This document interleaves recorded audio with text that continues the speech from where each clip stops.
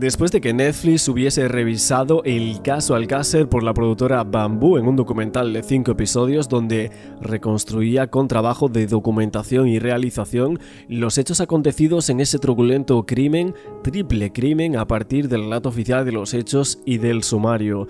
Lo que pasa es que tenemos que comentar por aquí varias de las cosas y también el tema de Fernando García y esas teorías que salieron a la luz de hace muchísimos años. Y es que del caso Alcácer no se ha parado de hablar desde que ocurrió, siempre con el tema de la conspiración en contra de la versión oficial.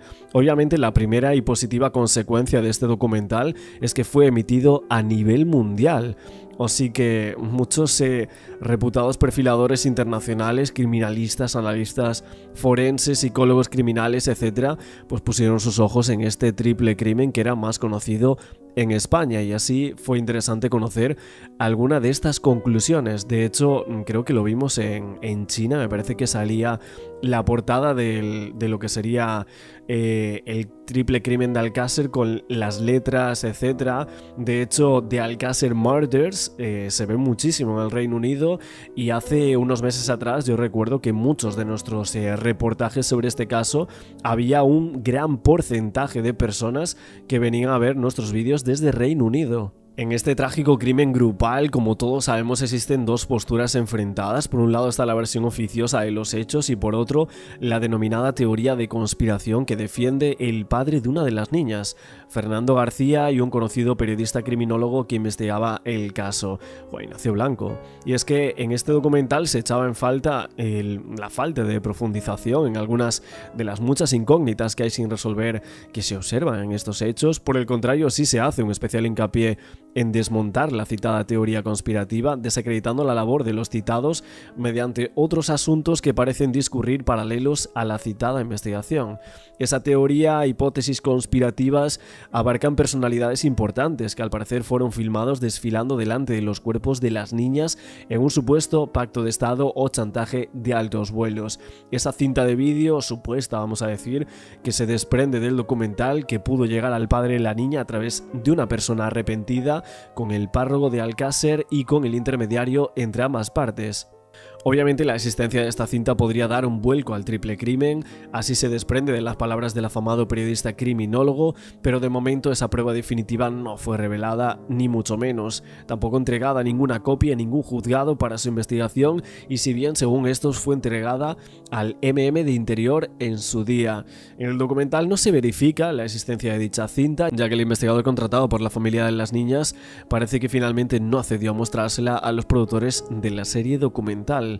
De hecho, hemos podido comprobar cómo las tesis de Fernando García a lo largo de los años en distintos blogs e investigadores particulares dicen que no son tan descabelladas como muchos quieren hacer creer. Nos referimos a las primeras hipótesis que manejaban en su investigación, las que hablaban de una supuesta red organizada que secuestra menores cuando actuaban en la Comunidad Valenciana para realizar todo tipo de tropelías sexuales que incluían crímenes, filmaciones, como así se dijo. Muchos la denominaban la teoría alternativa.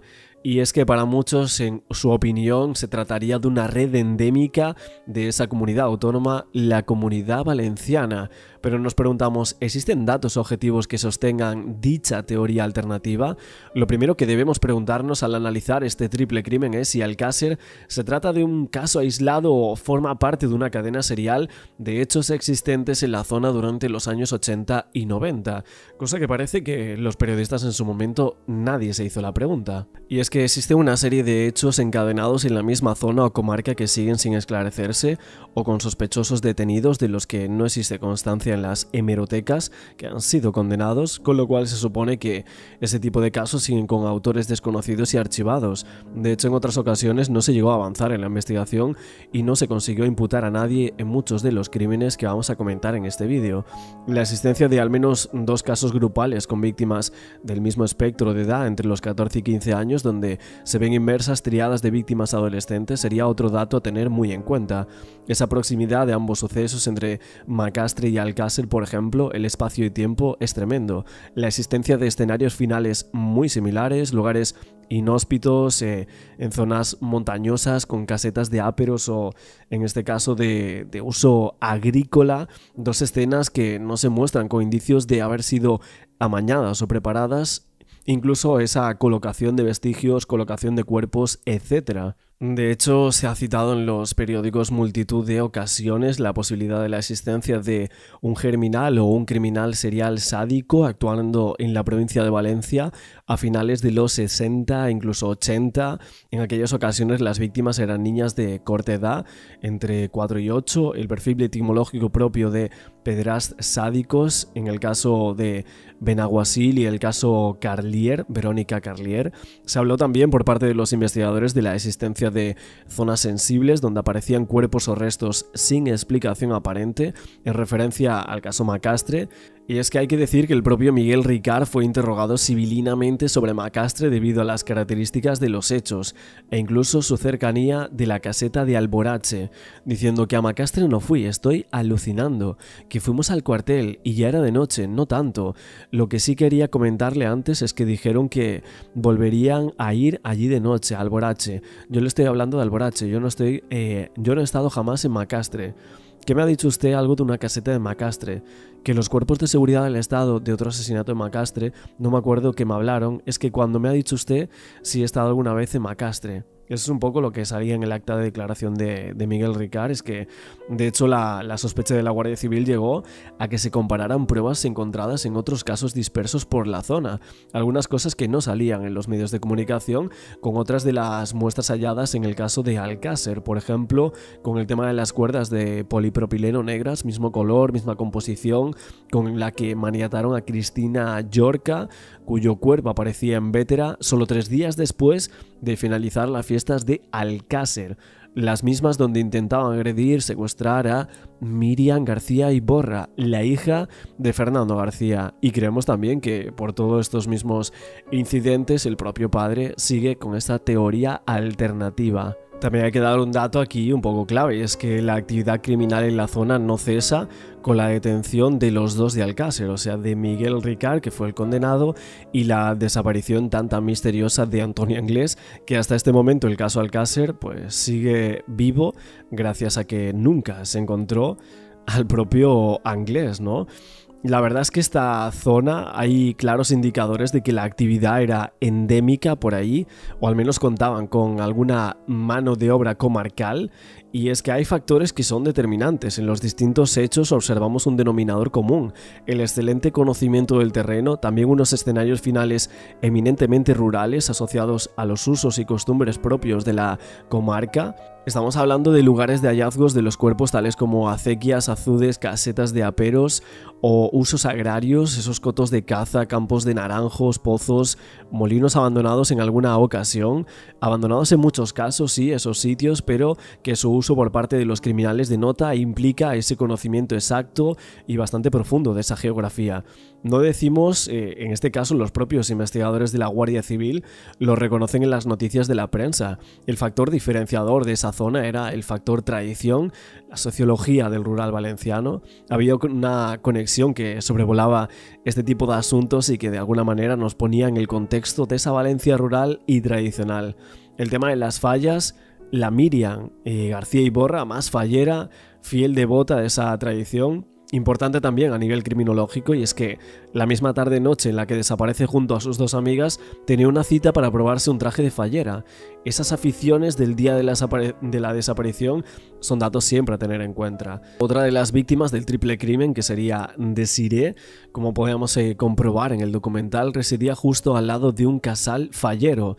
Las niñas desaparecen, según el testimonio de Dolores Badal, que fue la testigo clave, exactamente al lado de otro casal, situado en la localidad de Picassent, donde son recogidas por un vehículo blanco de 4 puertas en cuyo interior van 4 individuos, un coche que no se corresponde con el Opel Corsa blanco de 2 puertas, al parecer utilizado el día de autos. Y es que en la red yankee de abuso y producción gráfica de menores descubrimos extrañas conexiones con el pueblo de las niñas. Hay 2 captadores e incluso un representante del canto tradicional valenciano con el tema de las fallas y fiestas ya fallecido, residente en un pueblo muy cercano implicado de lleno en esa macabra red. También se conoce el caso de un hombre del pueblo de las 3 niñas relacionado con las empresas de pirotecnias, encontrado fallecido en una fosa semidesnudo en el vecino pueblo de Silla, hallado también en extrañas circunstancias según se describe la prensa. Además se supo de la existencia de una víctima fallecida de forma muy violenta y encontrada cerca de Tous, que presenta un vínculo familiar con las bandas de música y la tradición fuertemente arraigada en los pueblos de esa comarca. Por otra parte tenemos el factor religioso o pseudo-religioso, movimientos sectarios en la zona sur de Valencia y el norte de Alicante que presentan la mayor densidad de logias, de sectas, muchas de ellas especialmente oscuras. La religión también es un elemento vertebral de ese tipo de sociedad rural, fiel devota de la tradición cristiana, y es verdad que algo parece flotar en el ambiente criminológico de la zona en relación a todos estos aspectos, una amalgama de aspectos tradicionales que no se sabe por qué están ahí presentes cuando revisamos estos casos. Lo cierto es que la primera pista ya la tenemos en lo atípico que resultan los hechos ocurridos con las 3 niñas de Alcácer. El propio triple crimen nos indica por sí mismo que nos encontramos ante una criminalidad completamente anómala. Ni habitualmente ni en décadas, pero allí sin embargo sucedió en 2 ocasiones y con solo 4 años de diferencia. Parece que esto no es muy normal. Y la posibilidad de que se trate de sucesos inconexos es además muy improbable. Este inquietante y anómalo contexto criminal debería bastar para abrirnos los ojos de par en par para otras posibilidades fuera del relato oficioso de los hechos, pero la crónica de sucesos además se empeñaba en mostrarnos un rosario de casos complejos, y es que 3 víctimas que a todas luces supone un altísimo riesgo para cualquier tipo de dinámica criminal, algo que era fácilmente comprobable al observar lo sucedido en el suceso del portal con Miriam, el por qué secuestrar entonces a 3 víctimas pudiendo hacerlo solo con una, parece hablarnos entonces de la posible existencia de una demanda de víctimas de forma grupal para satisfacer a una comunidad de agresores. Ese tipo de pandilla o manada, grupo, algo que era común en otro tipo de casos. De hecho, se citan numerosos artículos de prensa relativos a otros hallazgos de cuerpos en la comarca, esa posible existencia de más de un agresor, y es algo que parece ratificado por la presencia de múltiples golpes, agresiones sádicas de amplio espectro, el tema de las mutila y otro tipo de tropelías, prácticas extremas en este tipo de casos y descritas incluso por el señor Fernando García en alguna de las entrevistas. Nos habla de la necesidad de disponer de una logística adecuada a este tipo de agresiones continuadas y prolongadas en el tiempo, el cautiverio, el tema de las torturas, auténticos profesionales de este tipo de cosas. Es que el señor Frontela, que realizó las segundas autopsias, nos venía a confirmar que lo que le hicieron a esas 3 niñas no lo hace cualquiera.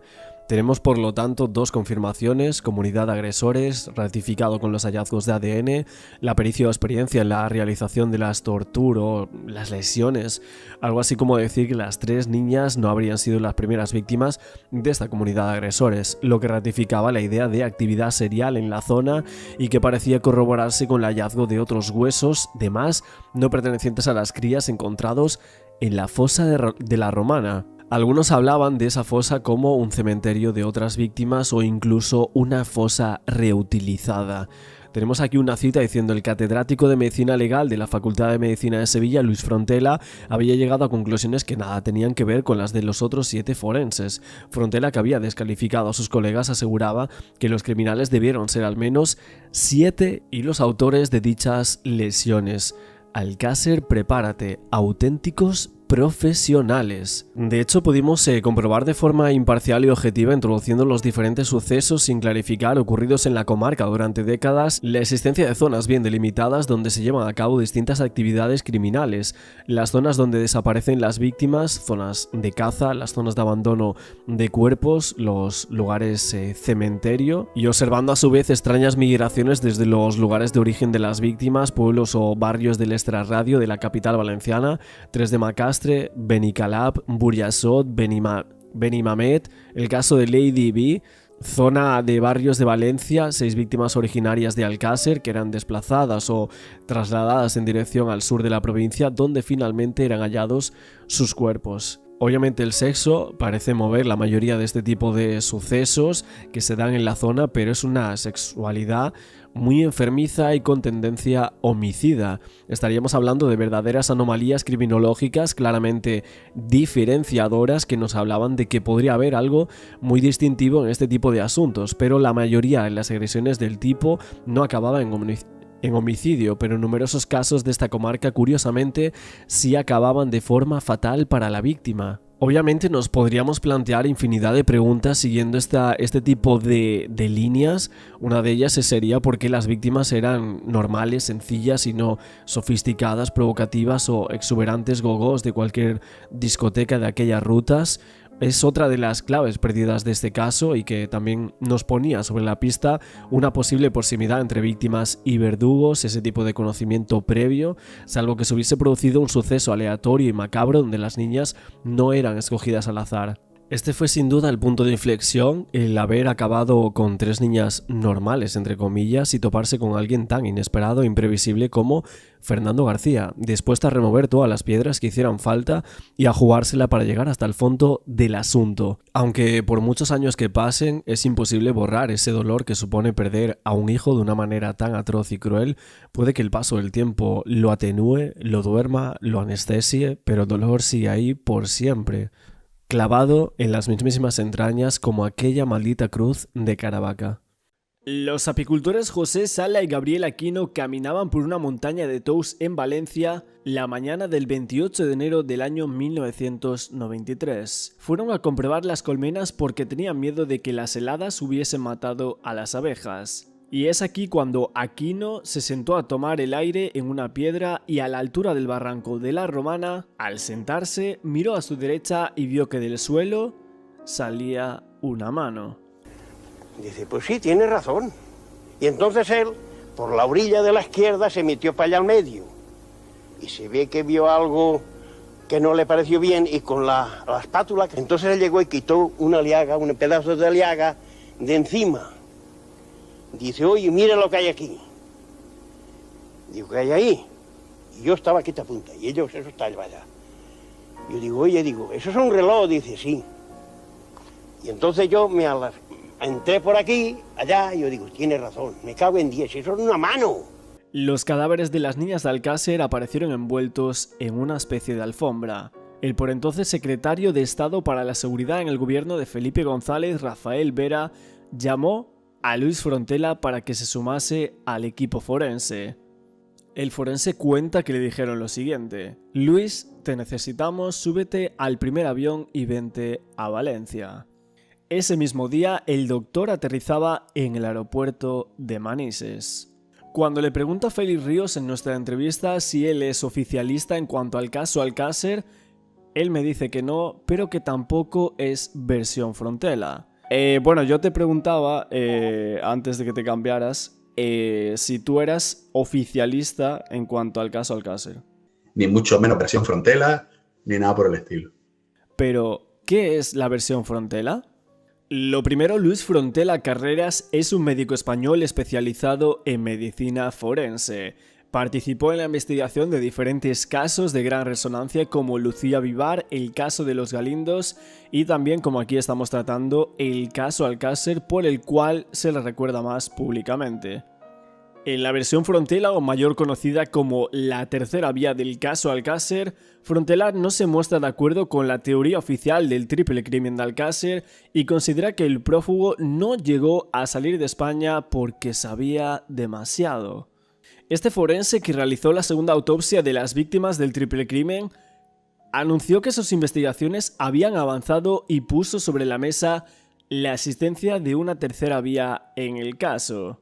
Hace varios años el doctor ponía el foco de atención en una de las mayores incógnitas del sumario, la fuga de Antonio Anglés. Según el forense, no hubo altas esferas implicadas en la muerte de las menores, pero tampoco apoya la teoría de que uno de los principales sospechosos del crimen desapareciera sin más. No por sus propios medios, al menos, ya que en su opinión el fugitivo sabía mucho. Según el forense, dice que hubo varios errores por parte de la Benemérita en la investigación, por ejemplo, el no fotografiar el levantamiento de los cadáveres. Para Frontella este proceso es la antesala de la autopsia, y no haberlo catado fue, en su opinión, un fallo grave. Asimismo, el forense recriminó que los investigadores no hubieran recurrido a expertos en arqueología forense en la exhumación de los cuerpos, un trabajo muy minucioso, especialmente en las condiciones de descomposición en que fueron rescatados de la fosa en enero del año 93. Sin embargo, Frontella tampoco culpa a los guardias civiles, sino que sus críticas siempre fueron dirigidas al juez de instrucción que, 3 días después de haber autorizado los medios para practicar una segunda autopsia, le remitió un auto urgente por el que ordenaba que devolviera las pruebas que supuestamente retiró durante este segundo informe. De no haber sido por esta ordenanza, el forense habría estado a tan solo una semana de haber analizado el ADN de los cabellos encontrados en la alfombra, aquellos que procedían de diferentes personas y que habrían permitido identificar a los presuntos coautores del triple crimen.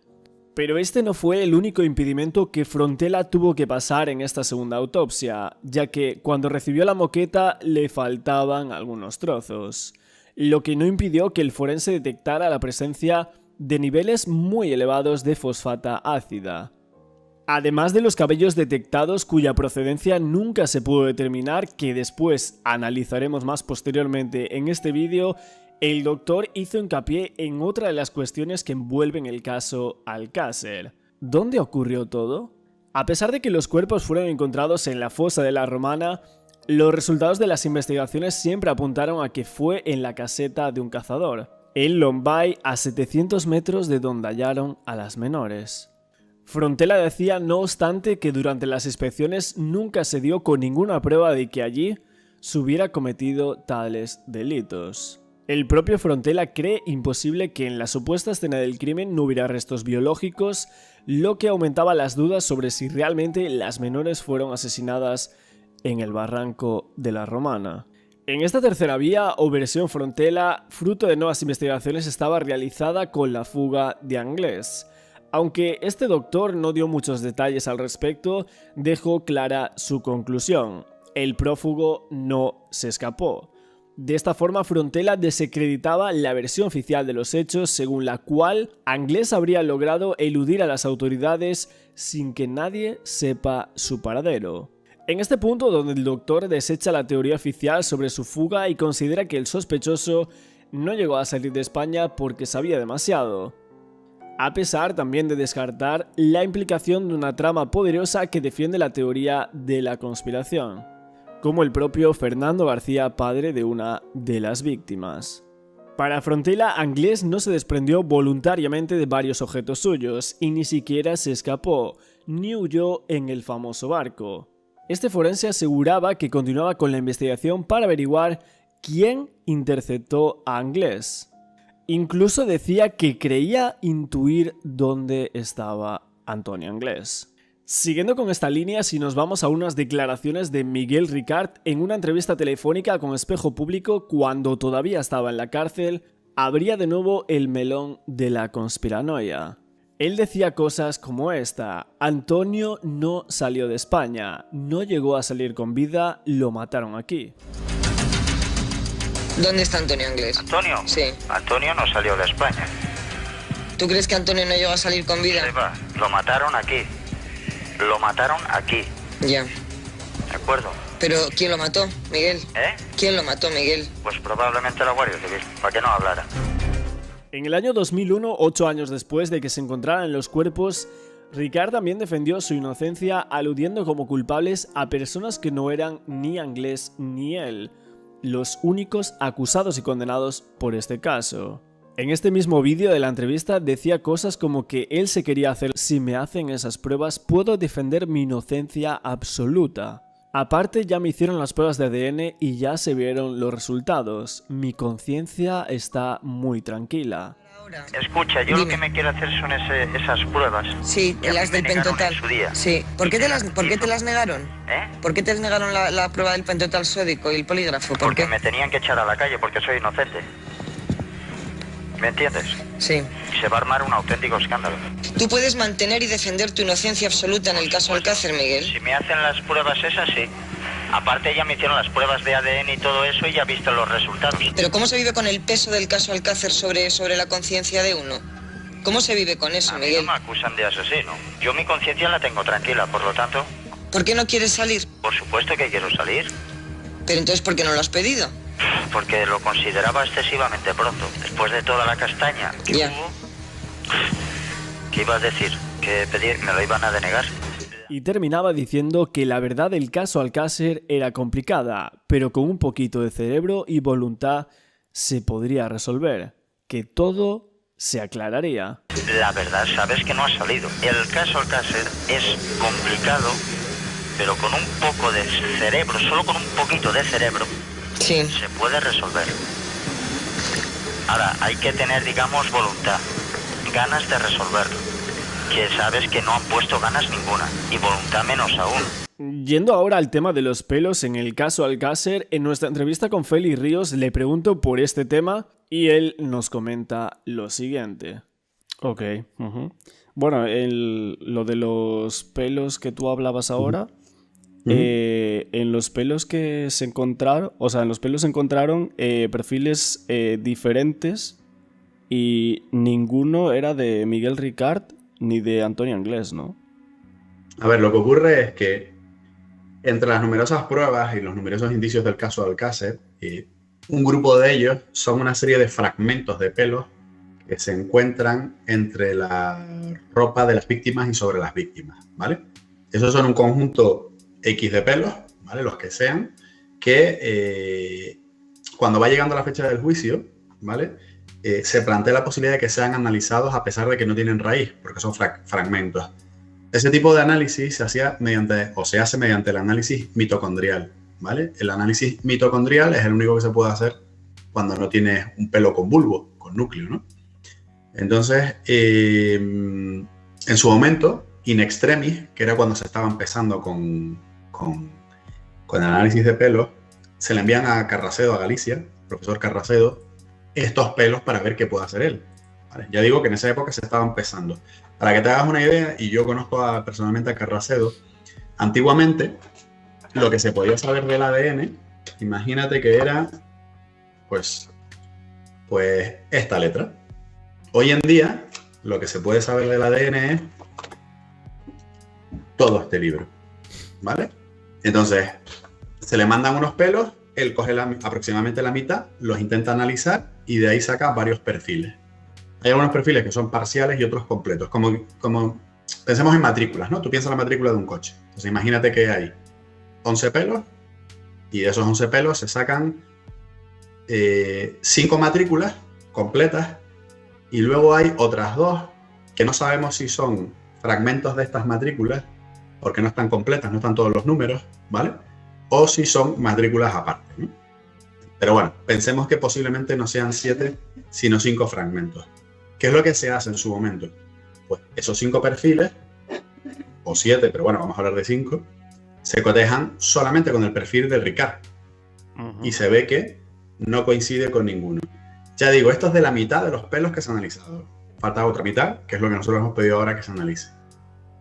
Pero es más, es lo único que se hace en su época. No se coteja tampoco con Anglés. No se coteja con las víctimas. Tú imagínate que las víctimas son 3 perfiles diferentes. 1, 2 y 3. A lo mejor solamente hay 2 perfiles diferentes. ¿Vale? Aquí tenemos que irnos a 2 teorías o 2 apreciaciones. La primera, la teoría de Juan Ignacio Blanco.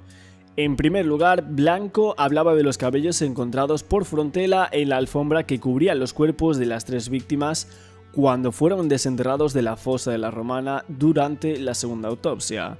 Tras este segundo examen, el forense determinó la existencia de pelo de hasta 8 personas diferentes y ninguno procedente de los sospechosos, lo que implicaría la participación de varios individuos.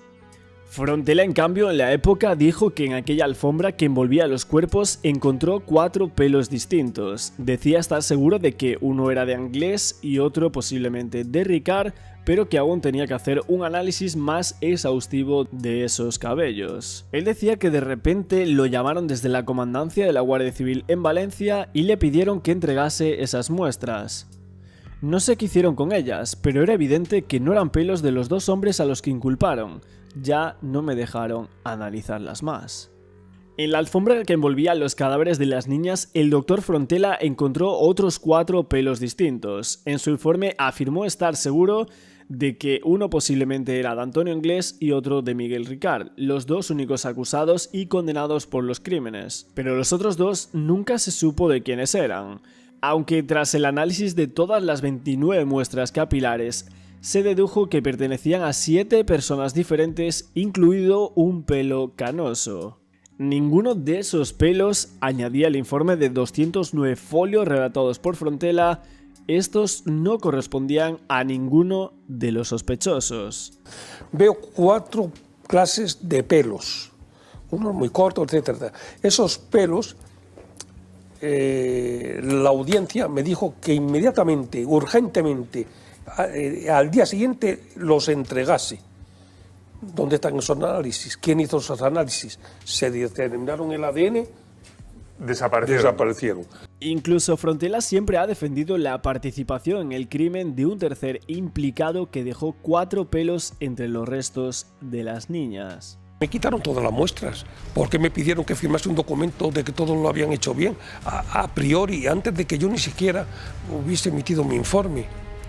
Yo estoy seguro que ha habido alguien más. Más en la actualidad, hace unos años, el Instituto Nacional de Toxicología y Ciencias Forenses, a través de 2 de sus laboratorios ubicados en Madrid y Barcelona, analizaron muestras de pelos del triple crimen de Alcácer.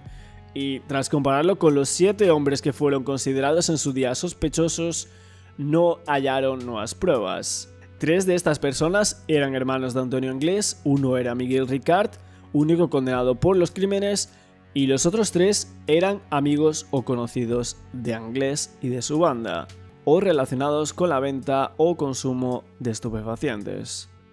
Y del proceso que me hablabas que faltaba, o sea, ese proceso de los pelos, ¿cómo va ahora, o sea, actualmente? Nosotros hemos pedido el análisis de muchas pruebas que en su época o no se analizaron o los análisis fueron muy limitantes por las técnicas que había, de muchas cosas, no solamente de los pelos.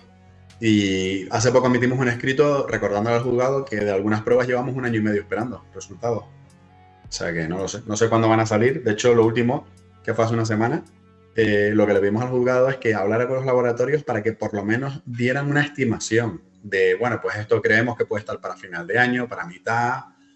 Depende, porque luego hay casos, sabes que hay casos calientes que a lo mejor el laboratorio tiene esas pruebas por hacer, pero de repente ocurre un asesinato en no sé dónde y empiezan a hacer otras pruebas de un caso que tiene prioridad porque es un caso reciente. Entonces, es complejo. Y también te digo una cosa, creo que los laboratorios que están haciendo estos estudios son conscientes de la enorme trascendencia social que van a tener los resultados.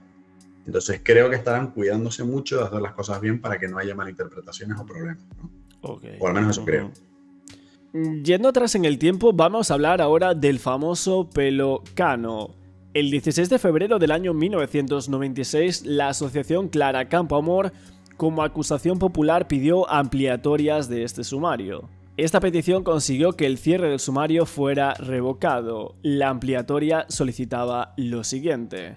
Lo primero era que se certificara si Miguel Ángel Cortona estaba en la cárcel la semana del 13 al 20 de noviembre de 1992, las fechas en las que desaparecieron Miriam Toñi y Desiré. Y la segunda era que, en el caso de que no estuviera en la cárcel, que se le citara como imputado, que se le extraigan pelos de la cabeza y el pubis para que se hiciera una pericial junto con los pelos de Ramón Antonio Losarraga y José Miguel Martínez Cana, varios investigados y sospechosos en su época. La pericial consistía en comparar los pelos de estos 3 individuos con los pelos dubitativos hallados. Pero, lo primero, ¿quién era Cortona? Este era un hombre señalado durante un tiempo como el presunto tercer asesino de Alcácer, Miguel el de Liria o el Marley. Es como popularmente se conoció a Miguel Nicolás Cortona, otro personaje del inframundo cuya relación con Alcácer nace a raíz de su sospechosa visita al cuartel de la Guardia Civil 48 horas después del hallazgo de los cuerpos.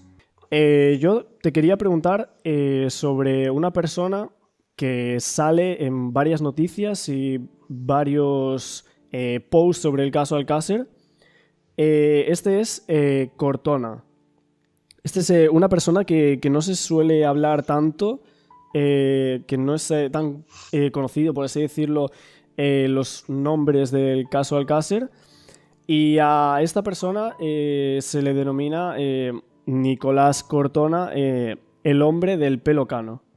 Sí, Miguel Nicolás Cortona, efectivamente, el hombre del pelo cano.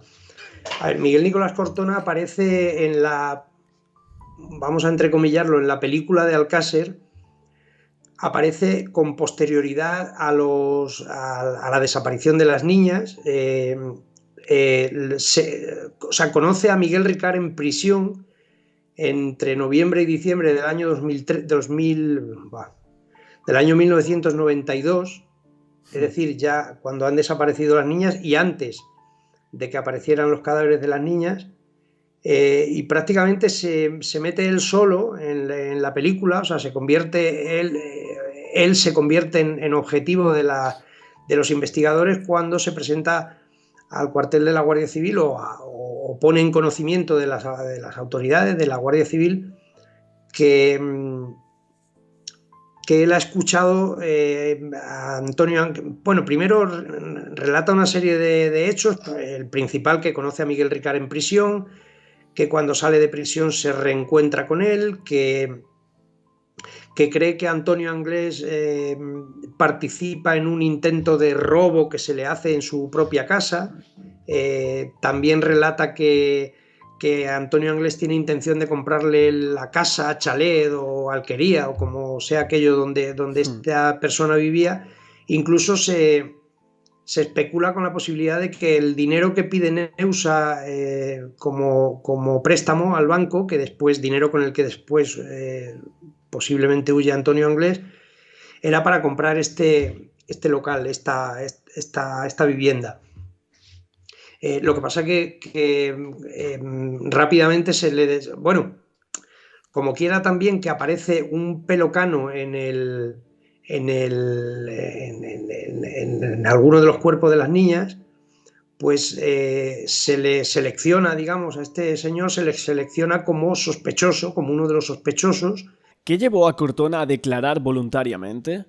En aquellas diligencias afirmó que estaba convencido de que Anglés y Ricard estaban implicados en los crímenes. Miguel Nicolás también mantuvo que él y Miguel Ricard fueron compañeros de celda entre el 4 y el 14 de diciembre del año 1992, 10 intensos días en los que parece que se hicieron bastante amigos.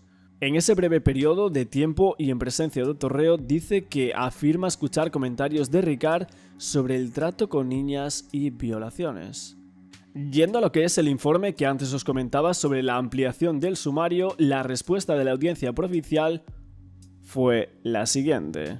Efectivamente, Cortona no estaba en la cárcel en esa época. Se le citó a declarar como imputado y le pidieron muestras de pelo de la cabeza y del pubis para compararlo solo con el pelocano de 4 centímetros de longitud hallado por el Dr. Frontela.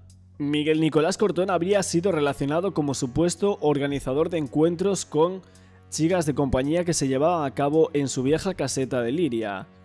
En ellas se encontraron diversas prendas de mujer cuya procedencia se desconocía y la dudosa relación que decía mantener con Ricard y la más que improbable con Anglés, además de la casualidad sobre la morfología canosa de uno de los pelos encontrados en un cinturón de las niñas, fueron los motivos reales por los que este individuo fuera investigado en la época. Pero se daba la circunstancia de que Miguel Nicolás por aquella época tenía 50 años y el pelo completamente negro, por lo que la leyenda del hombre del pelo cano se propagó en la dirección equivocada. No obstante, se le practicaron esas extracciones de sangre y de pelos de la cabeza para realizar ese análisis de ADN y los resultados de las pruebas confirmaron que el pelo cano hallado no le pertenecía a este. Los extractos de estas pruebas fueron consumidos casi en su totalidad y la parte restante permaneció congelada en espera de sucesivos cruces comparativos. Pero en octubre del año 98, lo poco que se quedaba de ese pelo fue eliminado, haciendo así imposible posteriores investigaciones en ese sentido. Con el caso. De hecho, insisto que Miguel Nicolás Cortona aparece después. Conoce a Miguel Ricard entre noviembre y diciembre de 1992, cuando ya han desaparecido las niñas y ya posiblemente estuvieran fallecidas. Lo que pasa es que él solito se pone a los pies de los caballos cuando quiere, en un arrebato de colaboración con la justicia, quiere ayudar aportando su testimonio en relación con Miguel Ricard y con Antonio Anglés, y sin darse cuenta casi se ve imputado. Wow, sí. Y bueno, yo leí en este post que te comento que, o sea, Cortona que llegó a asegurar ante los medios que la alfombra o moqueta que envolvía los cadáveres de las niñas que era de su propiedad. No, en ningún momento. Eso es mentira. No, pero vamos, que traigan el documento donde haya dicho eso. No, en ningún momento. No, eso ya es otra especulación que habrás podido leer o se ha podido leer por ahí, pero no hay ningún documento en el sumario 1/93 del juzgado número 6 de Alcira, donde están recogidas las diligencias, donde conste o haya una declaración de Miguel Nicolás Cortona en ese sentido. Nada, descartado absolutamente. O sea, en ningún momento ni Miguel Nicolás Cortona ni nadie asume como suya la propiedad de esa alfombra. Ok. Bueno, en el post decía que después, sin embargo, en el interrogatorio del juicio, que negó haberla visto esta alfombra y que no era de él. Probablemente en el juicio le preguntasen por la alfombra si la había visto alguna vez y él contestase que no, pero declaraciones en el sentido contrario ninguna, absolutamente ninguna. O sea, jamás Miguel Nicolás Cortona ni nadie relacionado con este caso ha afirmado que esa alfombra nadie, o sea, no se puede adjudicar la propiedad de la alfombra a nadie porque nadie ha declarado en ese sentido más que Miguel Ricard, que dice que recoge el trozo de alfombra o moqueta de allí de la caseta de la Romana. Pero siempre quedará la pregunta sin respuesta. ¿A quién pertenecía ese pelo cano? Nunca lo sabremos.